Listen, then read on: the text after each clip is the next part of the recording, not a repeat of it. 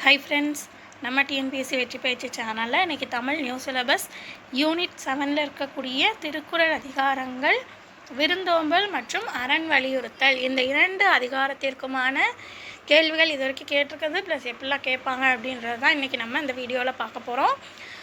இதை பார்க்குறதுக்கு முன்னாடி 2 அதிகாரத்துலேயும் உள்ள 10 குறள் அதுக்கான பொருள் என்ன அப்படின்றத முதல்ல நம்ம கண்டிப்பாக படிச்சிருக்கணும். ஸோ அதுக்கான வீடியோ ஆல்ரெடி நம்ம பார்த்தாச்சு. அதுக்கான லிங்க் நான் டிஸ்கிரிப்ஷனில் கொடுத்துருக்கேன். அதை பார்க்காதவங்க யாராச்சும் இருந்தீங்கன்னா முதல்ல அதை போய் செக் பண்ணிக்கோங்க.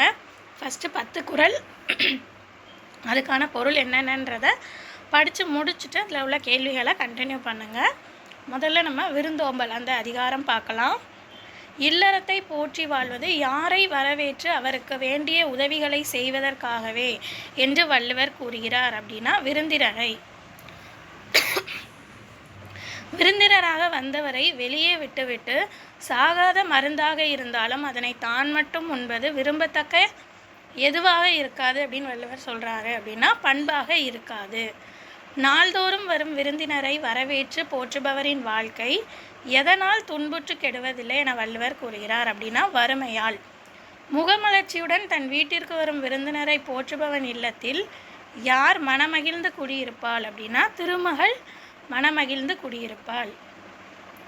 தன்னுடைய வீட்டிற்கு வரும் விருந்தினரை போற்றி முன்னே உணவளித்து மிஞ்சியதை தானுண்டு வாழ்பவன் நிலத்தில் விதை என்ன செய்யும், தானே முளையும். வந்த விருந்தினரை உபசரித்து அவர்களை வழியனுப்பி வைக்கும் பொழுதே மேலும் வரக்கூடிய விருந்தினரை ஆவலுடன் எதிர்நோக்கி நிற்பவன் நல்ல விருந்தினன் அப்படின்னு யார் வரவேற்று போற்றுவாங்கன்னா புகழ்வானில் இருப்போர்.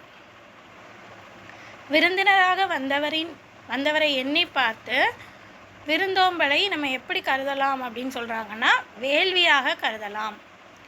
செல்வத்தை சேர்த்து வைத்து அதனை இழக்கும் பொழுது விருந்தோம்பல் அப்படின்ற வேள்விக்கு பயன்படாமல் போயிற்றே அப்படின்னு வருந்துவார்கள்.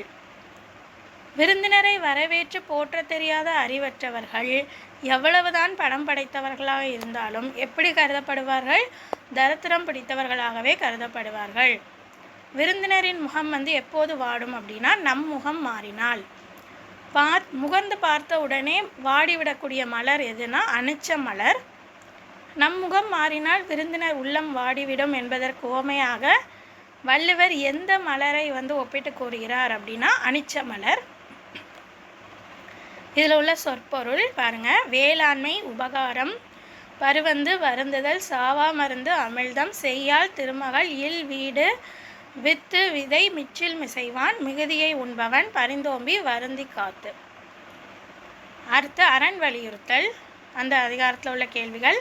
முதல்ல 10 திருக்குறள் ப்ளஸ் அதுக்கான பொருள் என்னன்றதை லிங்க் டிஸ்கிரிப்ஷனில் இருக்குது. அதை படிச்சுட்டு அதுக்கப்புறம் இதை கண்டினியூ பண்ணுங்கள். ஒருவருக்கு சிறப்பையும் செழிப்பையும் தருவது எதுவென வள்ளுவர் கூறுகிறார் அப்படின்னா அறம். நன்மைகளின் விளைநிலமான இருக்கக்கூடிய எதை போல ஒருவருடைய வாழ்க்கை ஆக்கம் தரக்கூடியது எதுவுமே இல்லை அப்படின்னு சொல்கிறார் வள்ளுவர். அப்படின்னா அறம். நன்மைகளின் விளைநிலமான அறத்தை போல ஒருவருக்கு ஆக்கம் தரக்கூடியது எதுவும் இல்லை.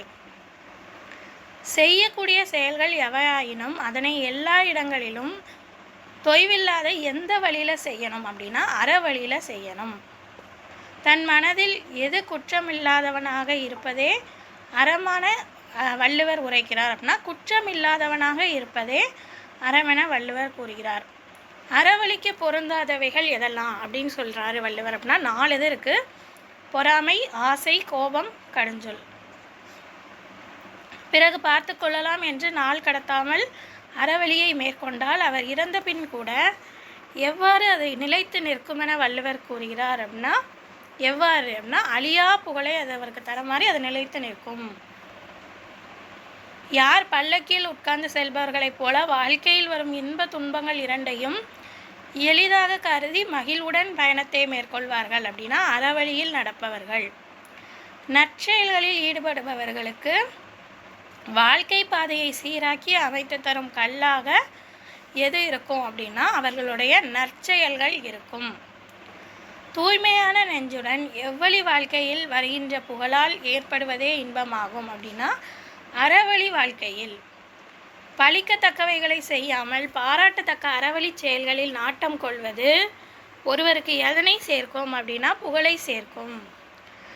இதில் உள்ள சொற்பொருள் பாருங்கள். ஆக்கம், செல்வம், ஓவாது, இடையறாது, பொன்றுங்கால், இறுதி காலம், பொன்றா நீங்காத, சிவிகை, பல்லக்கு. ஸோ இவ்வளோ தான் நமக்கு இந்த 2 அதிகாரத்தில் உள்ள கேள்விகள். நன்றாக படிச்சுக்கோங்க. அடுத்த வீடியோவில் பார்க்கலாம்.